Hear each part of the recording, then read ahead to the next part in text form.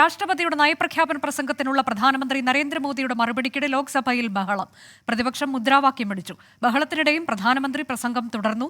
പ്രീണന രാഷ്ട്രീയം രാജ്യത്തിന് വിനയായെന്നും തെരഞ്ഞെടുപ്പിൽ തോറ്റ പ്രതിപക്ഷത്തിന്റെ വേദന തനിക്ക് മനസ്സിലാകുമെന്നും നരേന്ദ്രമോദി പറഞ്ഞു.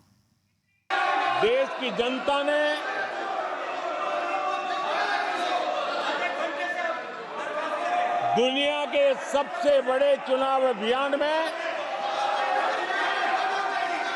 जनता ने हमें चुना है और आदरणीय सभापति जी,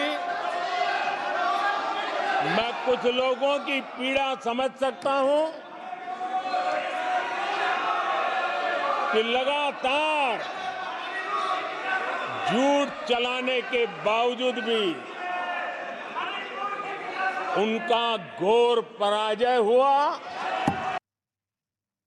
കോൺഗ്രസിനെയും രാഹുൽ ഗാന്ധിയെയും പ്രസംഗത്തിലുടനീളം നരേന്ദ്രമോദി വിമർശിച്ചു. കള്ളം മാത്രം പറയുന്നതാണ് കോൺഗ്രസിനെയും രാഹുൽ ഗാന്ധിയുടെയും രാഷ്ട്രീയം.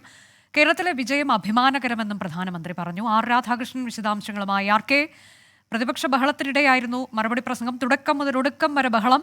അതിൽ ഇന്നലെ രാഹുൽ ഗാന്ധി ഉന്നയിച്ച ഒട്ടേറെ വിഷയങ്ങളുണ്ട്. മണിപ്പൂരുണ്ട്, നീറ്റുണ്ട്, വിലക്കയറ്റമുണ്ട്, അഗ്നിവീരുണ്ട്, അങ്ങനെ ഒട്ടേറെ വിഷയങ്ങൾ. അതിലെന്തിലെങ്കിലും മറുപടി പറയാൻ പ്രധാനമന്ത്രി തയ്യാറായോ? ഈ കണക്കുകൾ പറയുന്നു, ഒപ്പം സബ്കാ സാത്ത് സബ്കാ വികാസ് എന്ന് പറയുന്നു, അഴിമതിക്കെതിരായ എന്താണ് നടപടി എന്ന് പറയുന്നു, കണക്കുകൾ കാണിച്ചുകൊണ്ട്. ഇതിനൊക്കെ അപ്പുറത്തേക്ക് ഉന്നയിച്ച വിഷയങ്ങളിൽ മറുപടി ഉണ്ടായോ?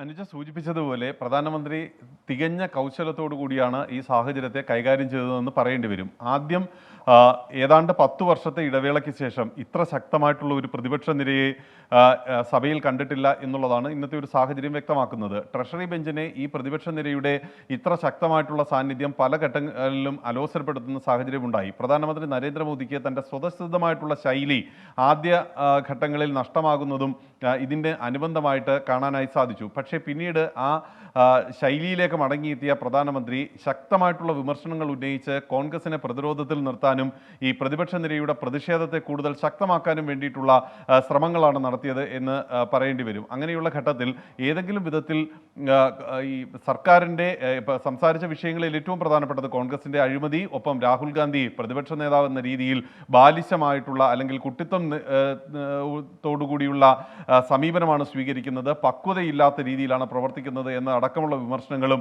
ഒക്കെ ഉൾപ്പെടുത്തിക്കൊണ്ട് മുന്നോട്ട് പോകാനാണ് അദ്ദേഹം ശ്രമിച്ചത്. പ്രധാനപ്പെട്ട ചില വിഷയങ്ങളുമായി ബന്ധപ്പെട്ടിട്ട് അദ്ദേഹം പാലിച്ച മൗനം ഈ ഘട്ടത്തിലും തുടരുന്നുണ്ട്.